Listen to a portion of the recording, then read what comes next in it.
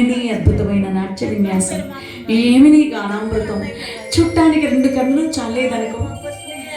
నీ యొక్క గానామృతం వినడానికి ఆహా ఏమి వీణుల విందు, ఎంత అద్భుతమైనటువంటి గానామృతం.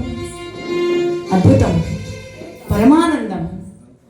నా పుత్రిక అయినటువంటి ఉత్తర ఆమెతోటి చెలికెత్తలకు నేటి నుంచి నువ్వు నాట్యాచారుడు గమ్మంటూ మహారాజు చిరిగిపోయిన వస్త్రాన్ని ధరించి చేతిలో ఒక కొరడా చేత పట్టుకుని రాజుగారి కొలువు కూటానికి చేరి మహారాజు గారికి ప్రణామములు.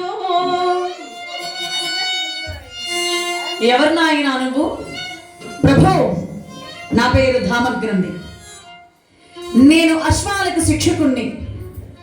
ఎలాంటి నడవని మొంటి గుర్రాన్నైనా రణరంగములో పరుగులు పెట్టించగలనండి.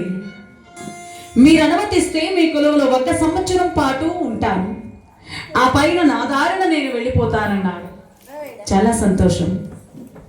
మరి జీతం ఏమక్కర్లేదండి, ఉన్నన్నాళ్ళు మీ దయతో నాకు ఎలాంటి జీతభత్యాలు అవసరం లేదు మహారాజా, కొడుగుడ్డ పెడితే చాలన్నాడు. చాలా సంతోషం. ఆనందభరితులైపోయాడు. నకులుడికి ఉద్యోగం ఇచ్చారు. తర్వాత సహదేవుడు వచ్చాడు.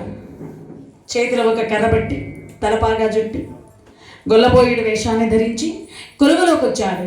మహారాజా ప్రణామములు. ఎవరినైనా నువ్వు? ప్రభు, నా పేరు తంత్రిపాలుడండి. నేను పశు వైద్యుణ్ణి. చుక్క పాలు కూడా ఇవ్వని ఆవు చేత కడవలుగా పాలిప్పించగలనండి. నా పేరు తంత్రిపాలుడు. మీరు అనుమతిస్తే మీ కొలువులు 1 సంవత్సరం ఉంటాను. ఆ పైన నా దారిన నేను వెళ్ళిపోతానన్నాడు. చాలా సంతోషం. అలాగేనంటూ సహదేవుణ్ణి కూడా ఉద్యోగంలో నియమించుకున్నారు మహారాజు గారు.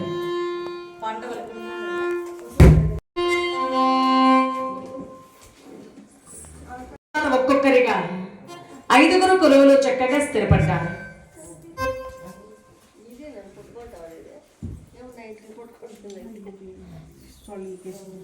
ఎప్పుడైతే కొలువులో అందరూ స్థిరపడ్డారో అలాంటి సాయంకాలానికి ద్రౌపదీదేవి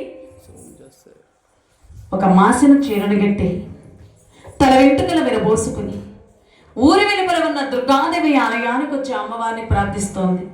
ఎందుకంటే మనిషికి వస్త్రమే అలంకారం.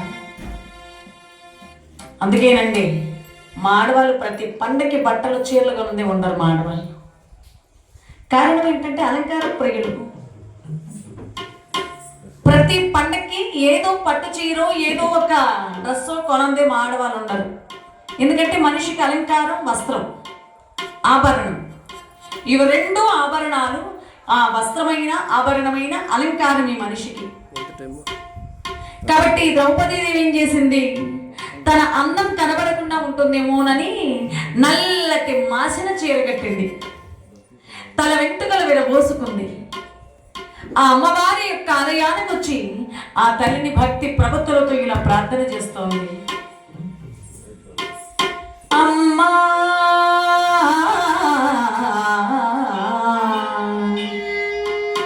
అమ్మా